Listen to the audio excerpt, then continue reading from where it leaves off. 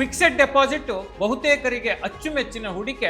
ಯಾಕೆಂದ್ರೆ ಇದರಲ್ಲಿ ರಿಸ್ಕ್ ಅನ್ನೋದು ತೀರಾ ಕಡಿಮೆ. ಎಫ್ ಡಿ ಅಂತ ಬಂದಾಗ ನಾರ್ಮಲ್ ಫಿಕ್ಸೆಡ್ ಡೆಪಾಸಿಟ್ಗಳಿವೆ. ನಾನು ಸ್ಟಾಕ್ ಮಾರ್ಕೆಟ್ ಮ್ಯೂಚುವಲ್ ಫಂಡ್ನಲ್ಲಿ ಅದನ್ನು ಹಾಕಲಿಕ್ಕೆ ರೆಡಿ ಇಲ್ಲ. ರಿಸರ್ವ್ ಬ್ಯಾಂಕ್ ಆಫ್ ಇಂಡಿಯಾ ಬಡ್ಡಿ ದರಗಳಲ್ಲಿ ಕಾಲಕಾಲಕ್ಕೆ ಬದಲಾವಣೆ ಮಾಡುತ್ತೆ. ಈ ಫಿಕ್ಸೆಡ್ ಡೆಪಾಸಿಟ್ನಿಂದ ಉತ್ತಮ ಗಳಿಕೆಯನ್ನು ಪಡೀಲಿಕ್ಕೆ ನೀವು ಲ್ಯಾಡರ್ ಅಂದರೆ ಏಣಿನ ಹಾಕ್ಬೋದು. ಗೊತ್ತಾ, ಇಂಟ್ರೆಸ್ಟ್ ರೇಟ್ ಜಾಸ್ತಿ ಆಗುವಾಗ ನಿಮಗೆ ಬಡ್ಡಿ ದರ ಏರಿಕೆಯ ಲಾಭ ಸಿಗೋದಿಲ್ಲ. ಎಫ್ ಡಿಯನ್ನು ನಾವು ದೀರ್ಘಾವಧಿಗೆ ಮಾಡಿದಾಗ ಎರಡು ರೀತಿ ಚಾಲೆಂಜಸ್ ನಮಗೆ ಬರುತ್ತೆ. ಹಾಗಾದ್ರೆ ಈ ಎಫ್ ಡಿ ಮಾಡಿ ಈ ರೀತಿ ಸಿಕ್ಕಾಕೋಬಾರ್ದು ಅಂದರೆ ಏನು ಮಾಡಬೇಕು ಅಂತ ನಾನು ಈ ವಿಡಿಯೋದಲ್ಲಿ ಹೇಳ್ತೀನಿ. ಹಾಯ್ ಹಲೋ ನಮಸ್ಕಾರ, ನಾನು ಶೇಷಕೃಷ್ಣ ಭಟ್. ನಾವು ಕಷ್ಟಪಟ್ಟು ಸಂಪಾದಿಸಿದಂಥ ಹಣವನ್ನ ಹೂಡಿಕೆ ಮಾಡಬೇಕು ಅಂತೇಳಿ ಪ್ರತಿಯೊಬ್ಬರಿಗೂ ಕೂಡ ಇರುತ್ತೆ. ಹೂಡಿಕೆ ಅಂತ ಹೇಳಿ ಬಂದಾಗ ಅದು ಸುರಕ್ಷಿತವಾಗಿರಬೇಕು ಅಂತೇಳಿ ಎಲ್ಲರೂ ಕೂಡ ಯೋಚನೆ ಮಾಡ್ತಾರೆ. ಸುರಕ್ಷಿತ ಹೂಡಿಕೆ ಅಂತ ಹೇಳಿ ಬಂದಾಗ ನಮ್ಮ ತಲೆಗೆ ಬರುವಂಥ ಮೊದಲನೇ ಹೂಡಿಕೆ ಯಾವುದು ಹೇಳಿ? ಅದು ಎಫ್ ಡಿ. ಎಫ್ ಡಿ ತುಂಬ ಒಳ್ಳೆ ಆಯ್ಕೆ, ಆದರೆ ಅದರಲ್ಲಿ ರಿಟರ್ನ್ಸ್ ಅಷ್ಟೊಂದು ಬರಲ್ವಲ್ಲ ಅಂಥೇಳಿ ಎಲ್ಲರೂ ಕೂಡ ಥಿಂಕ್ ಮಾಡ್ತಾರೆ. ಆದರೆ ಇವತ್ತಿನ ವಿಡಿಯೋದಲ್ಲಿ ಅದಕ್ಕೊಂದು ಸರಳ ಉಪಾಯವನ್ನು ನಾವು ತಿಳಿಸ್ತೀವಿ. ಅದನ್ನು ನೀವು ಅಳವಡಿಸಿಕೊಂಡ್ರೆ ಅದರಿಂದ ನೀವು ಒಳ್ಳೆ ರಿಟರ್ನ್ಸನ್ನು ಗಳಿಸಬಹುದು. ಸೊ ಹಾಗಿದ್ರೆ ಆ ಸರಳ ಸೂತ್ರ ಏನು? ಇದೆಲ್ಲದರ ಬಗ್ಗೆ ಇವತ್ತು ತಿಳಿಸ್ಕೊಡೋದಕ್ಕೆ ನಮ್ಮ ಜೊತೆಗೆ ಶರತ್ MS ಅವರಿದ್ದಾರೆ. ಇವರು ಸೀನಿಯರ್ ಜರ್ನಲಿಸ್ಟ್, ವೈಯಕ್ತಿಕ ಹಣಕಾಸು ಬರಹಗಾರರು, ಹಾಗೆಯೇ ಬಾಸ್ವಾಲಾ ಸಂಸ್ಥೆಯ ಕಂಟೆಂಟ್ ವಿಭಾಗದ ಮುಖ್ಯಸ್ಥರು. ಮತ್ತೆ ಆಗ್ತಾಡ ಅವರನ್ನು ವೆಲ್ಕಮ್ ಮಾಡ್ತೀನಿ. ಅವ್ರ ಜೊತೆಗೆ ಮಾತಾಡ್ತಾ ಹೋಗೋಣ. ಶರತ್ ನಮಸ್ತೆ, ವೆಲ್ಕಮ್ ಟು ದಿ ಶೋ. ನಮಸ್ತೆ ಶೇಷ. ಸಂಪಾದಿಸಿದಂಥ ಹಣವನ್ನ ಸುರಕ್ಷಿತ ಜಾಗದಲ್ಲಿ ಹೂಡಿಕೆ ಮಾಡಬೇಕು ಅಂತೇಳಿ ಎಲ್ಲರೂ ಕೂಡ ಬಯಸ್ತಾರೆ. ಹಾಗೆ ಯೋಚನೆ ಮಾಡಿದಾಗ ನಮ್ಮ ಕಣ್ಣೆ ಮುಂದೆ ಬರೋದೇ F D. But F D ಅಂತ ಹೇಳಿದ್ರೆ ಅಷ್ಟೊಂದು ಬಡ್ಡಿ ಇರಲ್ವಲ್ಲ, ಅಷ್ಟೊಂದು ರಿಟರ್ನ್ಸ್ ಇರಲ್ವಲ್ಲ ಅಂತ ಯೋಚನೆ ಮಾಡ್ತಾರೆ. ಏನ್ ಹೇಳ್ತೀರಿ ಇದಕ್ಕೆ? ಈಗ ನೋಡಿ ಶೇಷ, ಎಫ್ ಡಿ ಅಂತ ಬಂದಾಗ ನಾರ್ಮಲ್ ಫಿಕ್ಸೆಡ್ ಡೆಪಾಸಿಟ್ಗಳಿವೆ. ನನ್ನ ಹತ್ರ ಎಷ್ಟೋ ದುಡ್ಡಿದೆ, ಅದನ್ನು ತೆಗೆದುಕೊಂಡೋಗಿ ನಾನು ಬ್ಯಾಂಕಲ್ಲಿ ಠೇವಣಿ ಇಡ್ತೀನಿ. ಅದಕ್ಕೆ ನಾನು ಎಷ್ಟು ವರ್ಷದ ಅವಧಿಗೆ ನಾನು ಡೆಪಾಸಿಟ್ ಅನ್ನ ಮಾಡಿರ್ತೀನಿ ಅಷ್ಟು ಅವಧಿಗೆ ತಕ್ಕಂತೆ ಬಡ್ಡಿ ಗಳಿಕೆ ಸಿಗುತ್ತೆ. ಇನ್ನೊಂದು ಎಫ್ ಡಿ ಇದೆ. ಅದೇನಪ್ಪಾ ಅಂತ ಹೇಳಿದ್ರೆ ಎಫ್ ಡಿ ಲ್ಯಾಡರಿಂಗ್, ಅಂದ್ರೆ ನಿಮ್ಮ ಫಿಕ್ಸೆಡ್ ಡೆಪಾಸಿಟ್ಗೆ ಏಣಿಯನ್ನ ಹಾಕುವಂತ ಕೆಲಸ. ಏಣಿ ಏನನ್ನ ಸೂಚಿಸುತ್ತೆ? ಮೇಲ್ ಹತ್ತೋದನ್ನ ಸೂಚಿಸುತ್ತೆ. ಅದೇ ರೀತಿ ನಿಮ್ಮ ಎಫ್ ಡಿ ನಿಮ್ಮ ಗಳಿಕೆಯಲ್ಲಿ ನೀವು ಮೇಲ್ ಹತ್ತೋ ಹಾಗೆ ಮಾಡಬೇಕು ಅಂತ ಹೇಳಿದ್ರೆ ಈ ಎಫ್ ಡಿ ಲ್ಯಾಡರಿಂಗ್ ಪದ್ಧತಿಯನ್ನ ಅನುಸರಿಸಬಹುದು. ಏನಪ್ಪಾ ಇದು ಅಂತೇಳಿ ನಾನು ಬರ್ತೀನಿ. ನೋಡಿ ಶೇಷ, ನನ್ನ ಹತ್ರ ಈಗ ಒಂದು 10 ಲಕ್ಷ ರೂಪಾಯಿ ಇದೆ. ಈ 10 ಲಕ್ಷ ರೂಪಾಯಿ ನನಗೆ ಹೇಗೆ ಬೇಕು ಅಂತ ಹೇಳಿದ್ರೆ ಇದರಲ್ಲಿ ರಿಸ್ಕ್ ಇರೋ ಹೂಡಿಕೆ ನಂಗೆ ಬೇಡ. ಯಾಕೆಂದ್ರೆ ನನಗೆ ಯಾವಾಗಲೂ ಅದು ತುರ್ತು ಅಗತ್ಯಕ್ಕೋ ಮತ್ತೊಂದಕ್ಕೋ ಬೇಕು. ಅಥವಾ ನಾನು ಸ್ಟಾಕ್ ಮಾರ್ಕೆಟ್ ಮ್ಯೂಚುವಲ್ ಫಂಡ್ ನಲ್ಲಿ ಅದನ್ನು ಹಾಕ್ಲಿಕ್ಕೆ ರೆಡಿ ಇಲ್ಲ. ಆಗೇನ್ ಮಾಡ್ತೀನಿ, ನನ್ನ ಹತ್ರ 10 ಲಕ್ಷ ರೂಪಾಯಿ ಇರೋ ಹಣವನ್ನ ತೆಗೆದುಕೊಂಡೋಗಿ ಫಿಕ್ಸೆಡ್ ಡೆಪಾಸಿಟ್ ಮಾಡ್ತೀನಿ. ನಾನು ಫಿಕ್ಸೆಡ್ ಡೆಪಾಸಿಟ್ ಮಾಡಿದಾಗ ಇಂಟ್ರೆಸ್ಟ್ ರೇಟು 7% ಇತ್ತು. ಈ RBI ಇಂಟ್ರೆಸ್ಟ್ ರೇಟ್ ಅನ್ನ ಕಾಲ ಕಾಲಕ್ಕೆ ನಿಗದಿ ಮಾಡುತ್ತೆ. ಅಂದ್ರೆ ರಿಸರ್ವ್ ಬ್ಯಾಂಕ್ ಆಫ್ ಇಂಡಿಯಾ ಬಡ್ಡಿ ದರಗಳಲ್ಲಿ ಕಾಲ ಕಾಲಕ್ಕೆ ಬದಲಾವಣೆ ಮಾಡುತ್ತೆ. ಆ ಬಡ್ಡಿ ದರದಲ್ಲಿ RBI ಏನ್ ಬದಲಾವಣೆ ಮಾಡುತ್ತೆ ಅದು ಬ್ಯಾಂಕ್ಗಳಲ್ಲೂ ಬದಲಾವಣೆ ಆಗುತ್ತೆ. ಉದಾಹರಣೆಗೆ ನೀವು 10 ಲಕ್ಷ ರೂಪಾಯಿ ಎಫ್ ಡಿನ ಈಗ ಇಟ್ರಿ ಅಂತ ಇಟ್ಕೊಳ್ಳಿ. ಈ ಎಫ್ ಡಿ ಮಾಡಿದ ಕೆಲವು ತಿಂಗಳುಗಳ ಬಳಿಕ RBI ಅಂದ್ರೆ ಭಾರತೀಯ ರಿಸರ್ವ್ ಬ್ಯಾಂಕ್ ಇಂಟ್ರೆಸ್ಟ್ ರೇಟ್ ಅಂದ್ರೆ ರೆಪೋ ಇಂಟ್ರೆಸ್ಟ್ ರೇಟ್ ಅನ್ನ ಜಾಸ್ತಿ ಮಾಡ್ತು ಅಂತ ಇಟ್ಕೊಳ್ಳಿ. ಆ ಪ್ರಕಾರ ನಿಮಗೆ 1% ಬಡ್ಡಿ ಜಾಸ್ತಿ ಸಿಗುವ ಸಾಧ್ಯತೆ ಇತ್ತು ಅಂತ ಅನ್ಕೊಳ್ಳಿ. ಅಂದ್ರೆ ನೀವು ಎಫ್ ಡಿ ಮಾಡಿದಾಗ 7% ಇತ್ತು ಎಫ್ ಡಿ ಇಂಟ್ರೆಸ್ಟ್ ರೇಟು. ಆದ್ರೆ RBI ಕೆಲವು ತಿಂಗಳುಗಳ ನಂತರ ರೆಪೋ ಬಡ್ಡಿ ದರವನ್ನ ಜಾಸ್ತಿ ಮಾಡಿದರ ಪರಿಣಾಮವಾಗಿ ನಿಮ್ಮ ಎಫ್ ಡಿ ಈಗ ಎಫ್ ಡಿ ದರ ಅಂದ್ರೆ ಒಂದು 4-5 ತಿಂಗಳ ನಂತರ ಎಫ್ ಡಿ 8% ಹೋಯ್ತು ಅಂತೇಳಿ ಇಟ್ಕೊಳ್ಳಿ. ಆಗ ನಿಮ್ಮ ಹತ್ರ ದುಡ್ಡೇ ಇರಲ್ಲ. ನಿಮಗೆ ಹೊಸ ಇಂಟ್ರೆಸ್ಟ್ ರೇಟ್ ಏನು ಜಾಸ್ತಿ ಆಗುತ್ತಲ್ಲ ಅದರ ಲಾಭವನ್ನು ಪಡಿಲಿಕ್ಕೆ ಸಾಧ್ಯ ಆಗಲ್ಲ. ಯಾಕೆ ಅಂತ ಹೇಳಿದ್ರೆ ನೀವು 10 ಲಕ್ಷವನ್ನ ಒಂದೇ ಸರಿ ತಗೊಂಡೋಗು ಡೆಪಾಸಿಟ್ ಮಾಡ್ಬಿಟ್ಟಿರ್ತೀರಿ. ಅವಾಗ ಏನಾಗುತ್ತೆ, ನಿಮಗೆ ಇಂಟ್ರೆಸ್ಟ್ ರೇಟ್ ಜಾಸ್ತಿ ಆಗುವಾಗ ನಿಮಗೆ ಬಡ್ಡಿ ದರ ಏರಿಕೆಯ ಲಾಭ ಸಿಗೋದಿಲ್ಲ. ಅದು ಸಿಗಬೇಕಾದ್ರೆ ಏನ್ ಮಾಡಬೇಕು ಅಂದ್ರೆ ಎಫ್ ಡಿ ಲ್ಯಾಡರಿಂಗ್, ನಿಮ್ಮ ಫಿಕ್ಸೆಡ್ ಡೆಪಾಸಿಟ್ಗೆ ಒಂದು ಏಣಿಯನ್ನ ಹಾಕಬೇಕು. ಆ ಏಣಿ ಹಾಕೋದು ಹೇಗೆ ಅನ್ನೋದನ್ನ ಮುಂದೆ ಮಾತಾಡೋಣ. ಎಸ್ ಶರತ್ ಅವರೇ, ಬಹಳಷ್ಟು ಜನ ಎಫ್ ಡಿ ಇಡ್ತಾರೆ. ಬಟ್ ಈ ಎಫ್ ಡಿ ಲ್ಯಾಡರಿಂಗ್ ಅಂತ ಹೇಳಿದ್ರೆ ತುಂಬಾ ಜನಕ್ಕೆ ಗೊತ್ತಿರ್ಲಿಕ್ಕಿಲ್ಲ. ಏನಿದು ಎಫ್ ಡಿ ಲ್ಯಾಡರಿಂಗ್ ಅಂತ ಹೇಳಿದ್ರೆ? ನೋಡಿ ಶೇಷ, ಈ ಎಫ್ ಡಿ ಲ್ಯಾಡರಿಂಗ್ ಅಂದ್ರೆ ಹೆಸರೇ ಹೇಳುವಂತೆ ಫಿಕ್ಸೆಡ್ ಡೆಪಾಸಿಟ್ ನಿಂದ ಉತ್ತಮ ಗಳಿಕೆಯನ್ನ ಪಡೀಲಿಕ್ಕೆ ಒಂದು ಏಣಿಯನ್ನ ನಿರ್ಮಿಸ್ಕೊಳ್ಳೋದು. ಹೇಗೆ ಏಣಿ ನಿರ್ಮಿಸೋದು ಅಂತ ಹೇಳಿದ್ರೆ, ನಾವು ಆಗ ಹೇಳಿದ ಎಕ್ಸಾಂಪಲ್ ಅಲ್ಲಿ ನಿಮ್ಮ ಹತ್ರ 10 ಲಕ್ಷ ರೂಪಾಯಿ ಇದೆ, ಒಂದೇ ಸರಿ ತಗೊಂಡೋಗಿ ಡೆಪಾಸಿಟ್ ಮಾಡೋದ್ರಿಂದ ಏನಾಗುತ್ತೆ, ನಿಮಗೆ ಬಡ್ಡಿ ದರಗಳು ಜಾಸ್ತಿ ಆದಾಗ ಅದರ ಲಾಭವನ್ನ ಪಡಿಲಿಕ್ಕೆ ಸಾಧ್ಯ ಆಗಲ್ಲ ಅನ್ನೋದನ್ನ ನಾವು ಆಗ ವಿವರವಾಗಿ ಹೇಳಿದ್ವಿ. ಹಾಗಾದ್ರೆ ಏನ್ ಮಾಡ್ಬೇಕು ಅಂತ ಹೇಳಿದ್ರೆ, ನಿಮ್ಮ ಹತ್ರ 10 ಲಕ್ಷ ರೂಪಾಯಿ ಇದ್ದಿದ್ದನ್ನ ನೀವೇನ್ ಮಾಡ್ತಿದ್ರಿ, ಮೊದಲು ಒಮ್ಮೆಗೆ ತಗೊಂಡು ಹೋಗಿ ಒಂದು ಫಿಕ್ಸೆಡ್ ಡೆಪಾಸಿಟ್ ಮಾಡ್ಬಿಡ್ತಿದ್ರಿ. ಅದ್ರ ಬದಲು ಏನ್ ಮಾಡ್ಬೋದಪ್ಪ ಅಂತ ಹೇಳಿದ್ರೆ, ಸ್ಕ್ರೀನ್ ಮೇಲೆ ನಮ್ಮ ವೀಕ್ಷಕರು ನೋಡ್ಬೋದು, ಈ 10 ಲಕ್ಷ ರೂಪಾಯಿ ಇದ್ರೆ ಎಫ್ ಡಿ ಲ್ಯಾಡ್ರಿಂಗ್ ಮಾಡೋದು ಹೇಗೆ ಅಂತ ಒಂದು ಟೇಬಲ್ ಇದೆ. ಈ 2 ಲಕ್ಷ ರೂಪಾಯಿಯನ್ನ 1 ವರ್ಷದ ಎಫ್ ಡಿ ಆಗಿ ನೀವು ಮಾಡಬಹುದು.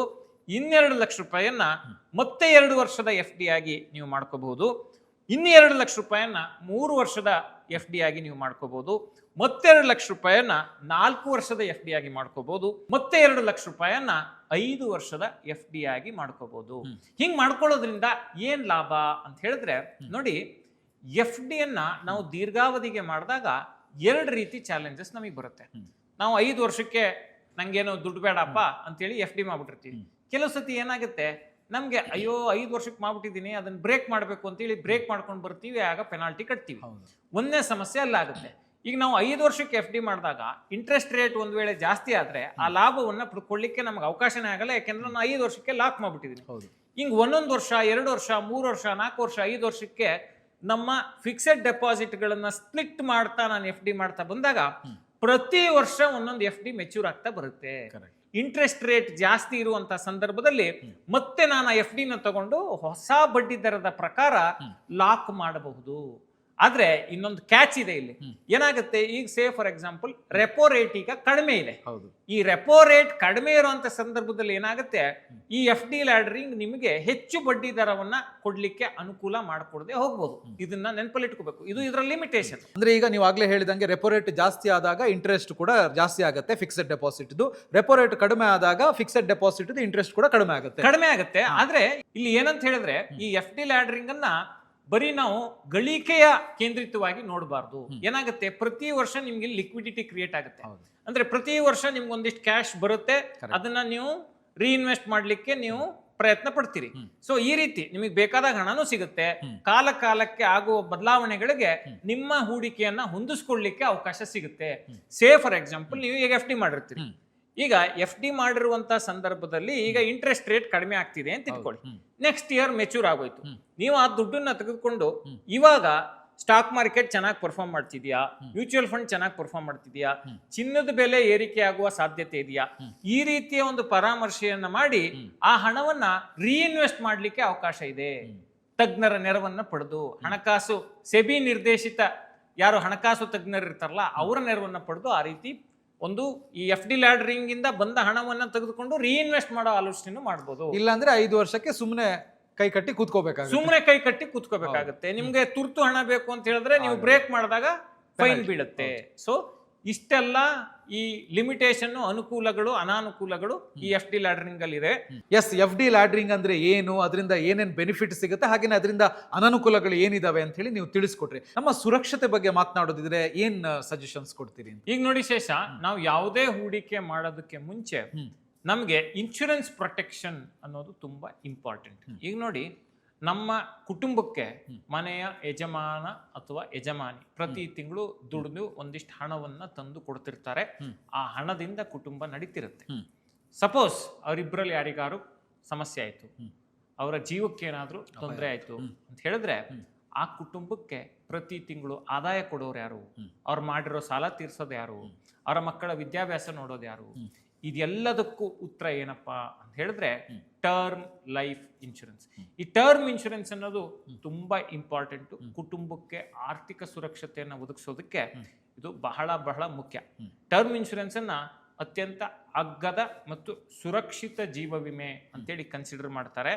ಇದರಲ್ಲಿ ಏನಪ್ಪಾ ಅಂತ ಹೇಳಿದ್ರೆ, ಈಗ ವ್ಯಕ್ತಿ 50 ಲಕ್ಷ 30 ಲಕ್ಷ 1 ಕೋಟಿ 2 ಕೋಟಿ ಈ ರೀತಿ ಅವರ ಆದಾಯಕ್ಕೆ ಅನುಗುಣವಾಗಿ ಕವರೇಜ್ ಅನ್ನ ಪಡ್ಕೋಬಹುದು. ತಿಂಗಳಿಗೆ 400 ರಿಂದ 500 ರೂಪಾಯಿಯಿಂದ ಪ್ರೀಮಿಯಂ ಸ್ಟಾರ್ಟ್ ಆಗುತ್ತೆ. ನೀವು ಎಷ್ಟು ಕವರೇಜ್ ಅನ್ನ ಪಡ್ಕೋತೀರಿ ಅನ್ನೋದ್ರ ಮೇಲೆ ಪ್ರೀಮಿಯಂ ಬದಲಾಗ್ತಾ ಹೋಗುತ್ತೆ. ಮತ್ತೆ ಎಷ್ಟು ಅವಧಿಗೆ ಪಡ್ಕೋತೀರಿ ಅನ್ನೋದ್ರ ಮೇಲೆ ಪ್ರೀಮಿಯಂ ಬದಲಾಗುತ್ತೆ. ಯಾಕೆ ಇದು ಇಂಪಾರ್ಟೆಂಟು ಅಂತ ಹೇಳಿದ್ರೆ, ಈಗ ಉದಾಹರಣೆಗೆ 1 ಕೋಟಿ 2 ಕೋಟಿ ಕವರೇಜ್ ತಗೊಂಡಿರ್ತಾರೆ. ಆ ವ್ಯಕ್ತಿಗೆ ಏನಾದ್ರೂ ಸಮಸ್ಯೆ ಆಯ್ತು, ಆಕಸ್ಮಿಕವಾಗಿ ಅವರ ಜೀವಕ್ಕೆ ತೊಂದರೆ ಆಯ್ತು ಅಂತ ಹೇಳಿದ್ರೆ, ಅವರು ಏನ್ ಕವರೇಜ್ ಅನ್ನ ಪಡೆದಿರ್ತಾರಲ್ಲ, ಆ ಕವರೇಜ್ ಅನ್ನ ಆ ಕುಟುಂಬಕ್ಕೆ ಕೊಡ್ತಾರೆ. ನೋಡಿ, ನಮ್ಮ ಡಿಸ್ಕ್ರಿಪ್ಷನ್ ಅಲ್ಲಿ ಒಂದು ಲಿಂಕ್ ಅನ್ನ ಕೊಟ್ಟಿದೀವಿ. ಆ ಲಿಂಕ್ ಅನ್ನ ಬಳಸಿ ನೀವು ಇನ್ಶೂರೆನ್ಸ್ ಅನ್ನ ಖರೀದಿ ಮಾಡಿದ್ರೆ ನಿಮಗೆ 15% ವರೆಗೆ ಪ್ರೀಮಿಯಂ ಮೇಲೆ ಡಿಸ್ಕೌಂಟ್ ಸಿಗುತ್ತೆ.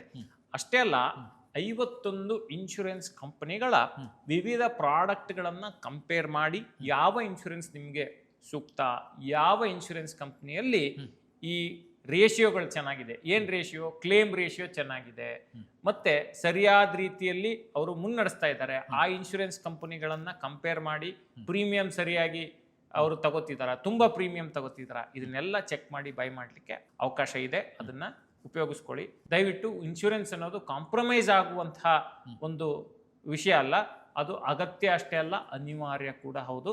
ಅದರಲ್ಲಿ ಯಾವುದೇ ಕಾರಣಕ್ಕೂ ಕಾಂಪ್ರಮೈಸ್ ಆಗಬೇಡಿ, ಮುಂದೂಡಬೇಡಿ ಅದನ್ನು ತಗೊಳ್ಳೋದು. ಓಕೆ, ಟರ್ಮ್ ಇನ್ಶೂರೆನ್ಸ್ ಎಷ್ಟು ಇಂಪಾರ್ಟೆಂಟ್ ಮತ್ತೆ ಎಷ್ಟು ಅನಿವಾರ್ಯ ಅಂತ ಹೇಳುವಂಥದ್ದನ್ನ ತಿಳಿಸ್ಕೊಟ್ರಿ. ಸಾಕಷ್ಟು ಜನ ಹೇಳ್ತಾರೆ ಹೆಲ್ತ್ ಇನ್ಶೂರೆನ್ಸ್ ಕೂಡ ಮಾಡಿಸ್ಬೇಕು ಅಂತ, ಏನ್ ಹೇಳ್ತೀರಿ? ಈಗ ನೋಡಿ ಶೇಷ, ಬರೀ ಟರ್ಮ್ ಇನ್ಶೂರೆನ್ಸ್ ಅಷ್ಟೇ ಅಲ್ಲ, ಕುಟುಂಬದ ಪ್ರತಿಯೊಬ್ಬರಿಗೂ ಹೆಲ್ತ್ ಇನ್ಶೂರೆನ್ಸ್ ಅಗತ್ಯ ಅಷ್ಟೇ ಅಲ್ಲ, ಅನಿವಾರ್ಯ. ಯಾಕೆ ಅಂತ ಹೇಳಿದ್ರೆ, ಮೆಡಿಕಲ್ ಇನ್ಫ್ಲೇಷನ್ ಹೆಂಗಿದೆ ಅಂತ ಹೇಳಿದ್ರೆ, ಬೆಂಗಳೂರಿನಲ್ಲಿ 14-15% ಬೆಲೆ ಏರಿಕೆ ಇದೆ ವರ್ಷದಿಂದ ವರ್ಷಕ್ಕೆ. ಈಗ ಉದಾಹರಣೆಗೆ ಯಾವುದೋ ಒಂದು ಚಿಕಿತ್ಸೆಗೆ 1 ಲಕ್ಷ ವೆಚ್ಚ ಆಗ್ತಿದೆ ಅಂತ ಹೇಳಿದ್ರೆ, ಇನ್ನು 4-5 ವರ್ಷದಲ್ಲಿ ಅದ್ರ ವೆಚ್ಚ ಆಲ್ಮೋಸ್ಟ್ ಡಬಲ್ಗಿಂತ ಜಾಸ್ತಿ ಆಗ್ಬಿಟ್ಟಿರುತ್ತೆ, 2-2.5 ಲಕ್ಷಕ್ಕೆ ಹೋಗ್ಬಿಡುತ್ತೆ. ಇಂಥ ಸಂದರ್ಭವನ್ನ ನಿಭಾಯಿಸಬೇಕು ಅಂತ ಹೇಳಿದ್ರೆ ನಾವು ಹೆಲ್ತ್ ಇನ್ಶೂರೆನ್ಸ್ ಅನ್ನ ಹೊಂದಲೇಬೇಕು. ದುಡ್ದಿದ್ದ ದುಡ್ಡನ್ನೆಲ್ಲ ಆಸ್ಪತ್ರೆ ಕಟ್ಟೋ ಬದಲು ದುಡ್ದಿದ್ದ ದುಡ್ಡಲ್ಲಿ ಸ್ವಲ್ಪ ಹಣವನ್ನ ಇನ್ಶೂರೆನ್ಸ್ ಪ್ರೀಮಿಯಂ ಕಟ್ಟಿದ್ರೆ ನಾವು ನಿರ್ಮಲವಾಗಿ ಇರಬಹುದು.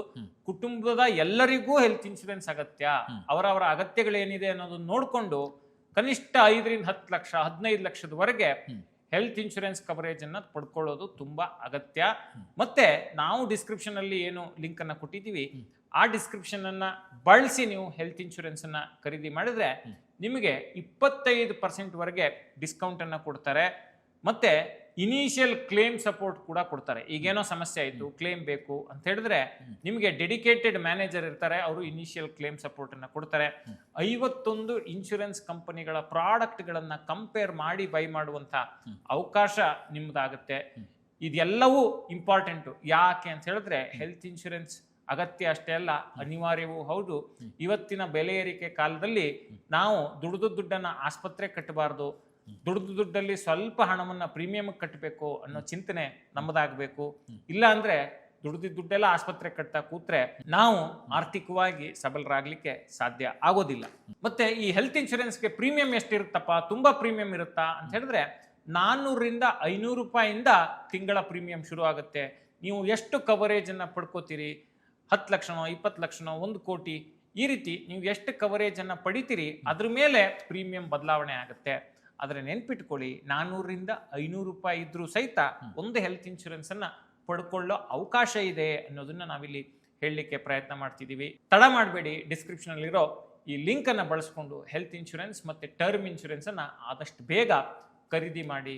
ಇದು ನಿಮ್ಮ ಕುಟುಂಬಕ್ಕೆ ಅಗತ್ಯ, ಅನಿವಾರ್ಯ, ನಿಮ್ಮ ಕುಟುಂಬದ ಆಪ್ತ ರಕ್ಷಕ ಇವೆರಡು ಇನ್ಶೂರೆನ್ಸ್ಗಳು. ಎಸ್, ತುಂಬಾ ಚೆನ್ನಾಗಿ ಹೇಳಿದ್ರಿ. ಯಾಕಂದ್ರೆ ಹೂಡಿಕೆ ಮಾಡೋದು ಮಾತ್ರ ಮುಖ್ಯ ಅಲ್ಲ, ನಮ್ಮ ಸೇಫ್ಟಿಯನ್ನು ಕೂಡ ಹೇಗೆ ಮಾಡ್ಕೊಳ್ಬೇಕು ಅಂತ ಹೇಳುವಂತ ತಿಳಿಸ್ಕೊಟ್ರಿ. ಬಟ್ ಒಂದು ಪಾಯಿಂಟ್ ಇಲ್ಲಿ ಕೇಳಬೇಕು, ಏನು ಅಂತ ಹೇಳಿದ್ರೆ ಇದು ಭಾರತದಲ್ಲಿ ಒಳ್ಳೆ ರೀತಿಯಲ್ಲಿ ಕೆಲಸ ಮಾಡುತ್ತೆ ಉತ್ತಮವಾಗಿ ಅಂತ ಹೇಳಿ. ಈಗ ನೋಡಿ ಶೇಷ, ಭಾರತದಲ್ಲಿ ಬಡ್ಡಿ ದರಗಳು ಸ್ಥಿರವಾಗಿ ಇರೋದಿಲ್ಲ. ಹಣದುಬ್ಬರ ಇರುವಾಗ, ಅಂದ್ರೆ ಬೆಲೆ ಏರಿಕೆ ಇರುವಾಗ ರೆಪೋ ದರಗಳನ್ನ ಹೆಚ್ಚಳ ಮಾಡ್ತಾರೆ. ಮತ್ತೆ ಆರ್ಥಿಕ ಪ್ರಗತಿ ಕುಂಠಿತವಾದಾಗ ರೆಪೋ ಬಡ್ಡಿ ದರಗಳನ್ನ ಇಳಿಕೆ ಮಾಡ್ತಾರೆ. ಹಾಗಾಗಿ ಒಂದೇ ಬಾರಿಗೆ ನಿಮ್ಮ ಹೂಡಿಕೆ ಮೊತ್ತವನ್ನ ಒಂದು ಫಿಕ್ಸೆಡ್ ಡೆಪಾಸಿಟ್ ಆಗಿ ಲಾಕ್ ಮಾಡಿ ಸುಮ್ಮನೆ ಕೂರೋದು ಸರಿಯಾದ ಕ್ರಮ ಅಲ್ಲ. ಒಂದೇ ಬಾರಿಗೆ ದೊಡ್ಡ ಮೊತ್ತದ ಫಿಕ್ಸೆಡ್ ಡೆಪಾಸಿಟ್ಗಳನ್ನ ಲಾಕ್ ಮಾಡಿದಾಗ ಬಡ್ಡಿ ದರ ಏರಿಕೆಯ ಅವಕಾಶ ಸಿಗದೆ ಅದರ ಸದುಪಯೋಗ ಪಡ್ಕೊಳ್ಳಿಕ್ಕೆ ನಿಮಗೆ ಸಾಧ್ಯ ಆಗಲ್ಲ. ಒಂದು ಉದಾಹರಣೆಯನ್ನು ನಾನು ನಿಮ್ಗೆ ಹೇಳ್ತೀನಿ ನೋಡಿ ಶೇಷ. 2020ರಲ್ಲಿ ಅಂದ್ರೆ ಕೋವಿಡ್ ಟೈಮ್ ನಲ್ಲಿ ಭಾರತೀಯ ರಿಸರ್ವ್ ಬ್ಯಾಂಕ್ ಈ ರೆಪೋ ದರಗಳನ್ನ ಇಳಿಕೆ ಮಾಡ್ತು, 4%ಗೆ ಇಳಿಕೆ ಮಾಡ್ತು. ಅವಾಗ ಏನಾಯ್ತು, ಇಂಟ್ರೆಸ್ಟ್ ರೇಟು ತುಂಬಾ ಕಡಿಮೆ ಆಯಿತು. ಆ ನಂತರದಲ್ಲಿ ಏನಾಯ್ತು, ನಿಧಾನವಾಗಿ ಈ ಕೋವಿಡ್ ಸಮಸ್ಯೆಗಳು ಬಗೆಹರಿತಾ ಬಂದಂಗೆ ಇಂಟ್ರೆಸ್ಟ್ ರೇಟನ್ನ ಭಾರತೀಯ ರಿಸರ್ವ್ ಬ್ಯಾಂಕ್ ಜಾಸ್ತಿ ಮಾಡ್ತಾ ಹೋಯ್ತು. ಎಲ್ಲಿವರೆಗೆ ಜಾಸ್ತಿ ಮಾಡ್ತು ಅಂತ ಹೇಳಿದ್ರೆ 6.5% ವರೆಗೆ ರೆಪೋ ರೇಟ್ ಅನ್ನ ಜಾಸ್ತಿ ಮಾಡ್ಕೊಂಡು ಹೋಯ್ತು. ಈಗ ಮತ್ತೆ 2024 ಡಿಸೆಂಬರ್ನಿಂದ ತೆಗೆದುಕೊಂಡು 2025 ಡಿಸೆಂಬರ್ನ ಅವಧಿಗೆ ತೆಗೆದುಕೊಂಡ್ರೆ ಈಗ ಸುಮಾರು 1.25% ಅಷ್ಟು ರೆಪೋ ದರವನ್ನ RBI ಇಳಿಸಿದೆ. ಅಂದ್ರೆ ಕರೆಂಟ್ ರೆಪೋ ರೇಟ್ ಏನು ಅಂತ ಹೇಳಿದ್ರೆ 5.25%. 6.5% ರೆಪೋ ದರ ಇದ್ದಿದ್ದನ್ನ 5.25%ಗೆ ಇಳಿಸಿದ್ದಾರೆ. ಅಂದ್ರೆ ಈಗ ನೋಡಿ, ಯಾವಾಗ ಇಳಿಯುತ್ತೆ ಯಾವಾಗ ಏರುತ್ತೆ ಅನ್ನೋದಕ್ಕೆ ಈ 2020 ಇಂದ 2025 ವರೆಗೆ ನಾವು ಪೀರಿಯಡ್ ನೋಡಿದ್ರೆ ರೆಪೋ ದರಗಳು ಹೇಗೆ ಫ್ಲಕ್ಚುಯೇಟ್ ಆಗ್ತವೆ ಆರ್ಥಿಕ ಪರಿಸ್ಥಿತಿಗೆ ಅನುಗುಣವಾಗಿ ಅನ್ನೋದಕ್ಕೆ ಒಂದು ಸ್ಪಷ್ಟ ನಿದರ್ಶನ ಇಲ್ಲಿ ಸಿಗುತ್ತೆ. ಸೊ ಇದನ್ನ ಮನಗಂಡಾಗ ಈ ಇಂಟ್ರೆಸ್ಟ್ ರೇಟ್ ಸೈಕಲ್ಸ್ ಅಂತ ಕರೀತಾರೆ. ಇದನ್ನ ಈ ಎಕನಾಮಿಕ್ ಲ್ಯಾಂಗ್ವೇಜ್ ನಲ್ಲಿ ಇಂಟ್ರೆಸ್ಟ್ ರೇಟ್ ಸೈಕಲ್ಸ್ ಅಂತ. ಈ ಇಂಟ್ರೆಸ್ಟ್ ರೇಟ್ ಸೈಕಲ್ಸ್ ಅನ್ನ ನಾವು ಮ್ಯಾಚ್ ಮಾಡಿಕೊಂಡಾಗ ನಮಗೆ FD ಲ್ಯಾಡ್ರಿಂಗ್ ಇಂದ ಅನುಕೂಲ ಪಡೀಲಿಕ್ಕೆ ಸಾಧ್ಯ ಆಗುತ್ತೆ. ಈಗ ನೋಡಿ, ಸಪೋಸ್ ನೀವು 2020ರಲ್ಲೇ ಒಂದು FD ಲಾಕ್ ಮಾಡಿಬಿಟ್ಟಿದ್ರೆ ಆ ನಂತರದಲ್ಲಿ ಬಡ್ಡಿ ದರ ಜಾಸ್ತಿ ಆಗ್ತಾ ಬಂತಲ್ಲ, ಅದರ ಲಾಭ ನಿಮಗೆ ಸಿಗ್ತಿರ್ಲಿಲ್ಲ. ಸೊ ಹಾಗಾಗಿ ಇಂಟ್ರೆಸ್ಟ್ ರೇಟ್ ಸೈಕಲ್ಗಳಿಗೆ ಕೂಡ ಇದು ಪೂರಕವಾಗಿ ಕೆಲಸ ಮಾಡುತ್ತೆ ಅನ್ನೋದಕ್ಕೆ ಇದು ವಾಸ್ತವಿಕ ಮತ್ತು ನಾವೇ ಕಣ್ಣಾರೆ ನೋಡಿದಂತಹ ಉದಾಹರಣೆ. ಸೊ ಇದು ಭಾರತದಲ್ಲೂ ಕೂಡ ಒಳ್ಳೆ ರೀತಿಯಲ್ಲಿ ವರ್ಕ್ ಆಗುತ್ತೆ ಅನ್ನೋದಕ್ಕೆ 2020ರಿಂದ 25ರ ಡೇಟಾವನ್ನು ನೋಡಿದ್ರೆ ನಮಗೆ ಸ್ಪಷ್ಟವಾಗಿ ಅರಿವಾಗುತ್ತೆ. ಎಸ್, FD ಲ್ಯಾಡ್ರಿಂಗ್ ಇಂದಾಗಿ ಇಂಟ್ರೆಸ್ಟ್ ರೇಟ್ ಜಾಸ್ತಿ ಆದಾಗ ಅದರ ಬೆನಿಫಿಟ್ ಅನ್ನ ಪಡ್ಕೊಳ್ಬಹುದು ಅಂತ ನೀವು ಹೇಳಿದ್ರಿ. ಇದರ ಜೊತೆಗೆ ಬೇರೆ ಏನಾದ್ರೂ ಅನುಕೂಲತೆಗಳಿದೆಯಾ ಇದರಲ್ಲಿ ಅಂತ? ಈಗ ನೋಡಿ ಶೇಷ, ನಾವಾಗ್ಲೇ ಹೇಳ್ತಿದ್ವಿ, ಈ FD ಲ್ಯಾಡ್ರಿಂಗ್ ಮಾಡಿದಾಗ ಏನಾಗುತ್ತೆ, ನಿಮಗೆ ನಗದಿನ ಲಭ್ಯತೆ ಇರುತ್ತೆ, ಅಂದ್ರೆ ಲಿಕ್ವಿಡಿಟಿ. ಈಗ ನೀವು ಒಂದೇ FD ನ ದೊಡ್ಡ ಅವಧಿಗೆ ಲಾಕ್ ಮಾಡಿದಾಗ ನಿಮಗೆ ಪ್ರತಿ ವರ್ಷ ಒಂದಿಷ್ಟು ದುಡ್ಡು ಬೇಕು ಅಂದಾಗ ಸಿಗಲ್ಲ. ಆದ್ರೆ ಒಂದೊಂದು ವರ್ಷ, 2 ವರ್ಷ, 3 ವರ್ಷ, 4 ವರ್ಷ, 5 ವರ್ಷ ಈ ರೀತಿ ಬೇರೆ ಬೇರೆ ಅವಧಿಗೆ FD ಮಾಡಿದಾಗ ಪ್ರತಿ ವರ್ಷ ಒಂದು FD ಮೆಚೂರ್ ಆಗ್ತಾ ಹೋಗುತ್ತೆ. ನಿಮ್ಮ ಹತ್ರ ಒಂದಿಷ್ಟು ದುಡ್ಡು ಬರುತ್ತೆ, ನೀವು ಅದನ್ನ ಬಳಸ್ಕೋಬೇಕಾ, ರೀಇನ್ವೆಸ್ಟ್ ಮಾಡ್ಬೇಕಾ ಅನ್ನೋದಕ್ಕೆ ನಿಮ್ಗೆ ಅವಕಾಶ ಸಿಗುತ್ತೆ. ನೋಡಿ ಶೇಷ, ಈ FD ಲ್ಯಾಡ್ರಿಂಗ್ ಇನ್ನೊಂದು ಆಂಗಲ್ ಇಂದ ತುಂಬಾ ಇಂಪಾರ್ಟೆಂಟ್. ಏನಪ್ಪಾ ಅಂತ ಹೇಳಿದ್ರೆ ಇನ್ಶೂರೆನ್ಸ್ ಪ್ರೊಟೆಕ್ಷನ್ ಅಥವಾ ವಿಮಾ ಭದ್ರತೆ. ಏನೇ ಇನ್ಶೂರೆನ್ಸ್ ಪ್ರೊಟೆಕ್ಷನ್ ಅಥವಾ ವಿಮಾ ಭದ್ರತೆ ಅಂತ ಹೇಳಿದ್ರೆ, ಡೆಪಾಸಿಟ್ ಇನ್ಶೂರೆನ್ಸ್ ಸ್ಕೀಮ್ ಪ್ರಕಾರ ನಾವು ಬ್ಯಾಂಕ್ಗಳಲ್ಲಿ ಇಡುವ ಹಣ 5 ಲಕ್ಷದವರೆಗೆ ಏನು ಹಣ ಇರುತ್ತೆ ಅದಕ್ಕೆ ಈ ಡೆಪಾಸಿಟ್ ಇನ್ಶೂರೆನ್ಸ್ ಸ್ಕೀಮ್ ನ ಪ್ರೊಟೆಕ್ಷನ್ ಇರುತ್ತೆ. ಉದಾಹರಣೆಗೆ, ನೀವು ಯಾವುದೋ ಒಂದು ಬ್ಯಾಂಕ್ ನಲ್ಲಿ 10 ಲಕ್ಷ ರೂಪಾಯಿ ಫಿಕ್ಸೆಡ್ ಡೆಪಾಸಿಟ್ ಅನ್ನ ಇಟ್ಟಿರ್ತೀರಿ. ಸಿನಾರಿಯೋ ನಾನು ಹೇಳ್ತಿರೋದು. ನಾಳೆ ದಿವಸ ಆ ಬ್ಯಾಂಕು ಏನೋ ಸಮಸ್ಯೆ ಆಗಿ ಆ ಬ್ಯಾಂಕ್ ದಿವಾಳಿ ಆಗುತ್ತೆ. ಆಗ ನಿಮ್ಗೆ ಪೂರ್ತಿ 10 ಲಕ್ಷ ರೂಪಾಯಿ ಸಿಗುತ್ತಾ ಅಂತ ಹೇಳಿದ್ರೆ, ಅಂದ್ರೆ ಪೂರ್ತಿ 10 ಲಕ್ಷ ರೂಪಾಯಿಗೆ ವಿಮಾ ಖಾತ್ರಿ ಇರುತ್ತಾ ಅಂದ್ರೆ ಇರೋದಿಲ್ಲ. ನಿಮಗೆ ಬ್ಯಾಂಕ್ ನಿಂದ ವಿಮಾ ಖಾತ್ರಿ ಸಿಗೋದು 5 ಲಕ್ಷಕ್ಕೆ ಮಾತ್ರ. ಅಂದ್ರೆ ಟೆಕ್ನಿಕಲಿ ನಿಮಗೆ ಗ್ಯಾರಂಟಿಯಾಗಿ ವಾಪಸ್ ಸಿಗೋ ಹಣ 5 ಲಕ್ಷ ರೂಪಾಯಿ ಮಾತ್ರ. ಈಗ ನೀವು ಕಡಿಮೆ ಮೊತ್ತವನ್ನ ಬೇರೆ ಬೇರೆ ಬ್ಯಾಂಕ್ ನಲ್ಲಿ ಬೇರೆ ಬೇರೆ ಅವಧಿಗೆ FD ಮಾಡಿದಾಗ ಏನಾಗುತ್ತೆ, ಈ ಡೆಪಾಸಿಟ್ ಇನ್ಶೂರೆನ್ಸ್ ಸ್ಕೀಮ್ ನ ಭದ್ರತೆಯು ಕೂಡ ನಿಮ್ಮ ಹೂಡಿಕೆಗಳಿಗೆ ಸಿಗುತ್ತೆ. ಆ ವ್ಯಾಪ್ತಿಯಲ್ಲೇ ನಿಮ್ಮ ಹೂಡಿಕೆಗಳು ಇರ್ತವೆ. ನೀವು ಒಂದೇ ಸರಿ 10 ಲಕ್ಷ 20 ಲಕ್ಷ ತಗೊಂಡೋಗಿ ಒಂದೇ ಬ್ಯಾಂಕ್ ಅಲ್ಲಿ ಹಾಕಿ ಸಿಗಾಕೊಳ್ಳೋದಕ್ಕಿಂತ ನೀವು FD ಲ್ಯಾಡ್ರಿಂಗ್ ಮಾಡಿದಾಗ ಪರೋಕ್ಷವಾಗಿ ವಿಮಾ ಭದ್ರತೆಯು ಸಿಗುತ್ತೆ ಅನ್ನೋದಕ್ಕೆ ಇದೊಂದು ನಿದರ್ಶನ. ಮತ್ತೆ ತೆರಿಗೆ ಹೊರೆ ಕಡಿಮೆ. ಹೇಗೆ ಅಂತ ಹೇಳಿದ್ರೆ, ತುಂಬಾ ದೊಡ್ಡ FD ಇಟ್ಟಾಗ ಮೆಚೂರ್ ಆದ ಟೈಮ್ ನಲ್ಲಿ ಒಂದೇ ಸರಿ ದೊಡ್ಡ ಮೊತ್ತದ ಹಣ ಬರುತ್ತೆ. ಅವಾಗ ಟ್ಯಾಕ್ಸ್ ಲಯಬಿಲಿಟಿ ಜಾಸ್ತಿ ಬರುತ್ತೆ. ಅದ್ರ ಬದಲು ಏನ್ ಮಾಡ್ಕೋಬಹುದು ಅಂತ ಹೇಳಿದ್ರೆ, ಒಂದೊಂದೇ ವರ್ಷಕ್ಕೆ ಮಾಡ್ಕೊಂಡ್ ಬಂದಾಗ ಟ್ಯಾಕ್ಸ್ ಲಯಬಿಲಿಟಿ ಕಡಿಮೆ ಇರುತ್ತೆ. ಒಂದೇ ಸತಿ ದೊಡ್ಡ ಟ್ಯಾಕ್ಸ್ ಮೊತ್ತ ನೀವು ಸರ್ಕಾರಕ್ಕೆ ಕಟ್ಟಬೇಕಾಗಿ ಬರೋದಿಲ್ಲ ಈ FD ಲ್ಯಾಡ್ರಿಂಗ್ ಮಾಡಿದಾಗ.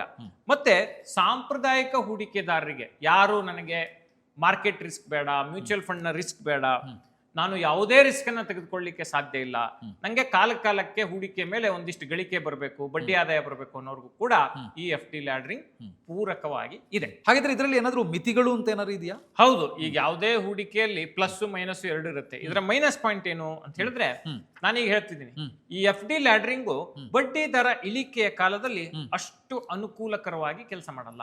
ಉದಾಹರಣೆಗೆ ಈಗ ನೋಡಿ, 2024 ಡಿಸೆಂಬರ್ ನಲ್ಲಿ ರೆಪೋ ದರ 6.5% ಇತ್ತು.